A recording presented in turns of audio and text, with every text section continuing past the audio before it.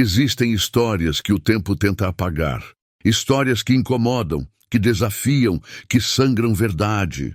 Esta é uma delas. Rio de Janeiro, 1880. Um homem negro, livre, médico, num país que ainda acorrentava os seus. E uma mulher branca, filha de um barão escravocrata que ousou amá-lo. Mas o amor nem sempre é suficiente quando o mundo inteiro está contra você.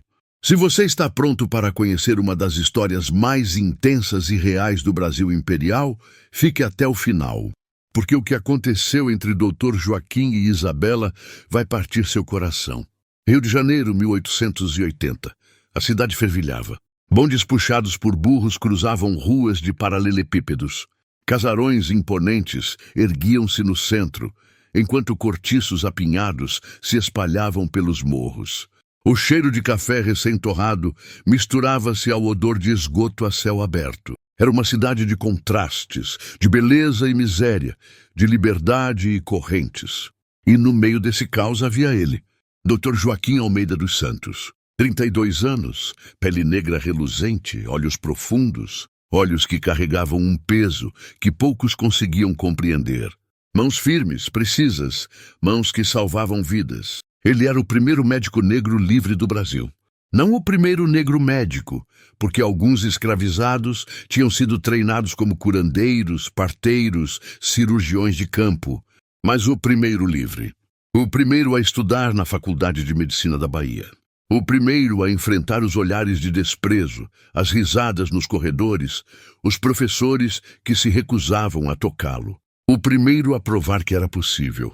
Mas o preço tinha sido alto. Joaquim nunca esquecia de onde vinha. Sua mãe, Rosa, tinha sido escravizada numa fazenda de café no Vale do Paraíba. Ela era parteira. Conhecia ervas, rezas, segredos antigos passados de avó para neta. Salvava mulheres e bebês com as próprias mãos, enquanto o senhor da fazenda colhia os lucros. Quando Joaquim tinha 7 anos, sua mãe conseguiu comprar a própria liberdade. Cada moeda, cada centavo, economizado ao longo de 15 anos de trabalho extra, de noites sem dormir, de fome guardada no estômago para poupar comida. E quando finalmente eram livres, Rosa olhou para o filho e disse: "Você vai ser médico, Joaquim. Você vai aprender o que eu nunca pude aprender. E vai salvar gente de verdade." Joaquim nunca esqueceu essas palavras. Estudou à luz de velas, trabalhou de dia, estudou de noite. Enfrentou humilhação, violência, rejeição, mas se formou, contra todas as probabilidades. E agora, em 1880, ele tinha um consultório modesto na Rua do Ouvidor. Atendia quem o procurava. Negros libertos, imigrantes pobres, prostitutas, trabalhadores. Gente que a elite médica branca ignorava. Mas havia algo curioso. A mesma elite que o desprezava precisava dele. Porque Joaquim tinha um dom. Ele curava doenças que outros médicos não conseguiam. Febre amarela, cólera e infecções graves. Ele combinava a medicina europeia que aprendera na faculdade com os conhecimentos ancestrais que sua mãe lhe ensinara. E funcionava. Foi assim que ele conheceu o Barão de Vassouras. Barão Rodrigo Ferreira de Vassouras. Um dos homens mais ricos e poderosos do Império. Dono de 3 fazendas de café no Vale do Paraíba.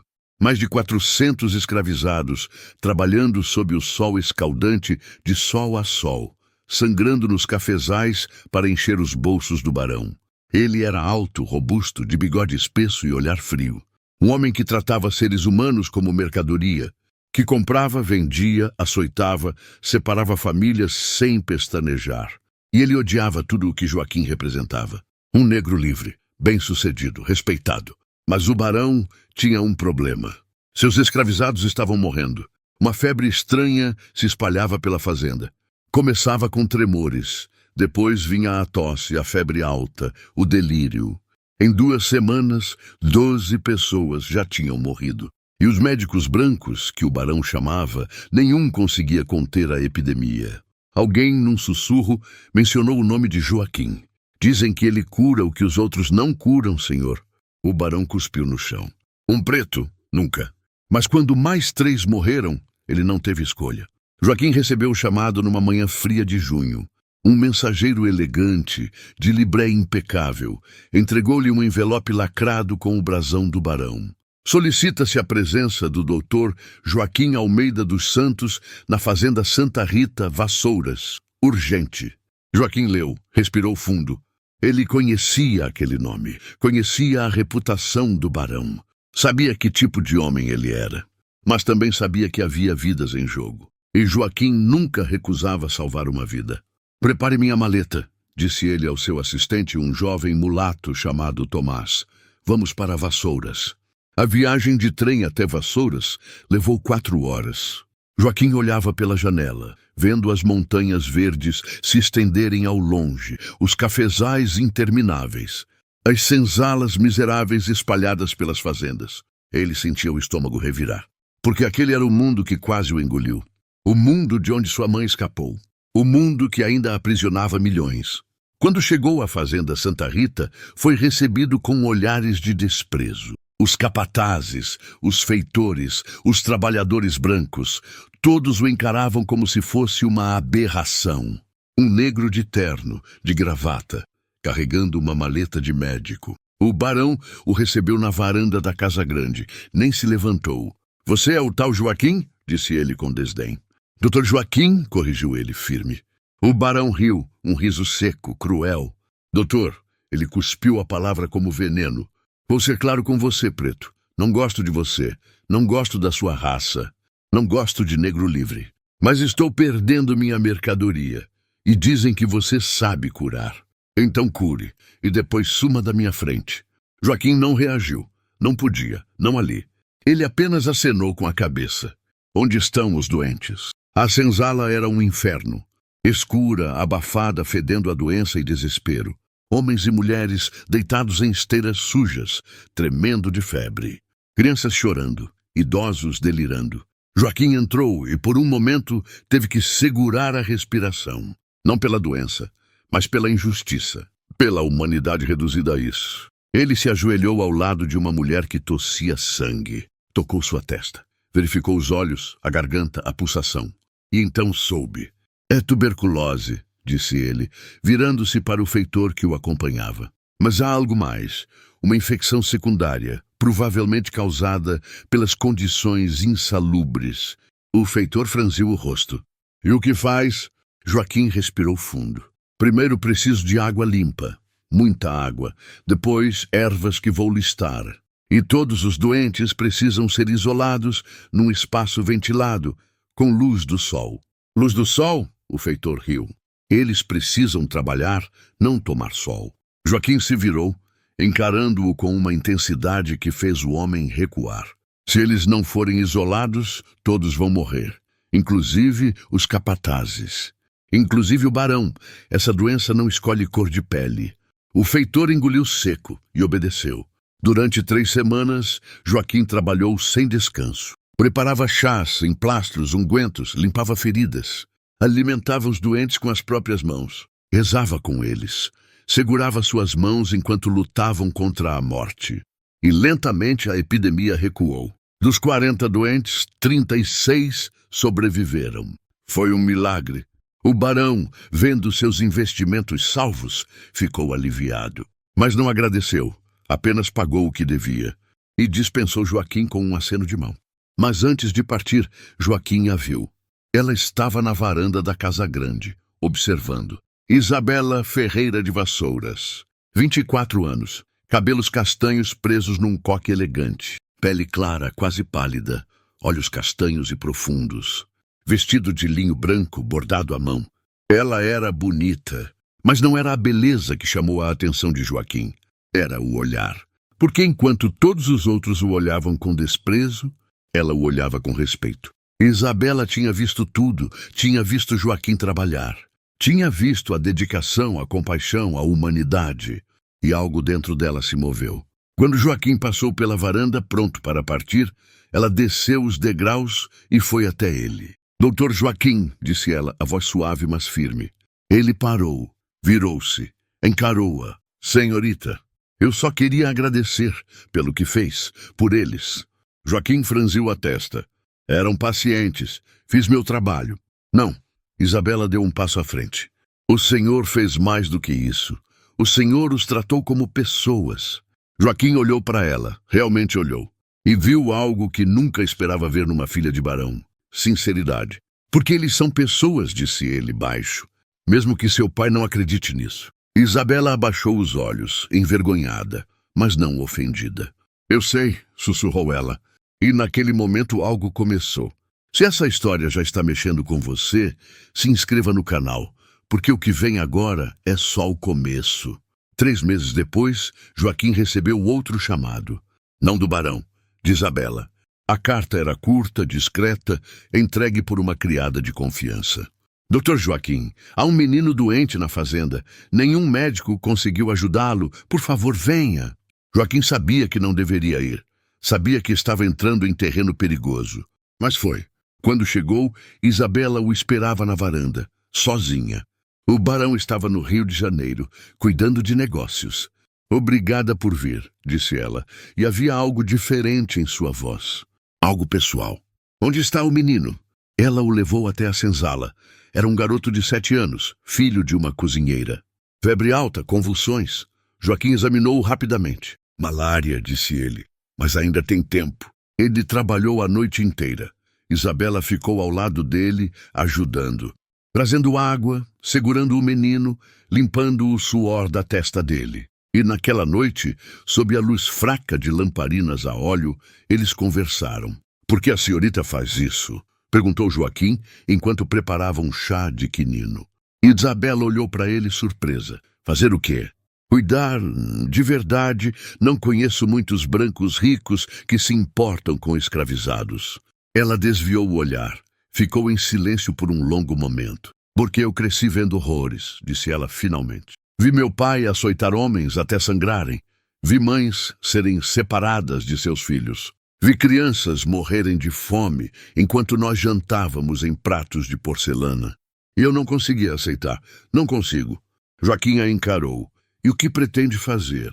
Isabela ergueu os olhos, e havia fogo neles, tudo o que puder. Foi naquela noite que Joaquim descobriu a verdade. Isabela não era apenas uma filha de barão entediada.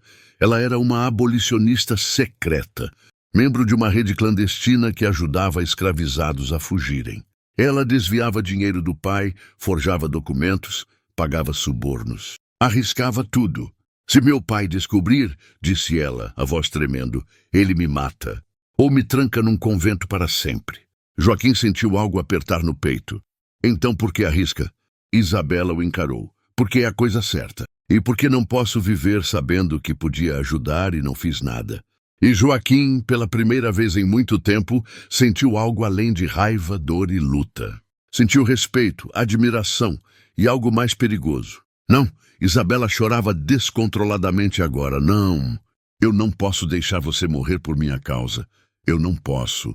E eu não posso viver sem você. Vai ter que viver. Ela se afastou tremendo. Porque eu vou casar com ele. Vou fazer o que meu pai quer. Joaquim a encarou, como se tivesse levado uma facada no peito. Você está desistindo de nós? Estou salvando você, gritou ela. Você não entende? Se você morrer, nada disso terá valido a pena. Você é importante, Joaquim. Você salva vidas. Você é a prova de que um homem negro pode ser o que quiser. Você é esperança. E eu sou só a filha de um monstro, tentando fazer o mínimo de bem que posso. Joaquim sentiu as lágrimas escorrerem, pela primeira vez em anos. Você é a mulher que eu amo, sussurrou ele. Isabela fechou os olhos. E você é o homem que eu sempre vou amar. Mas isso tem que acabar aqui. Eles se abraçaram pela última vez. Longamente, desesperadamente. Me prometa uma coisa, disse Isabela, a voz abafada contra o peito dele. Prometa que vai continuar salvando vidas, que vai continuar sendo a esperança que você é. Joaquim não conseguiu responder, apenas acenou com a cabeça. E eu vou continuar lutando, sussurrou ela, mesmo casada, mesmo presa.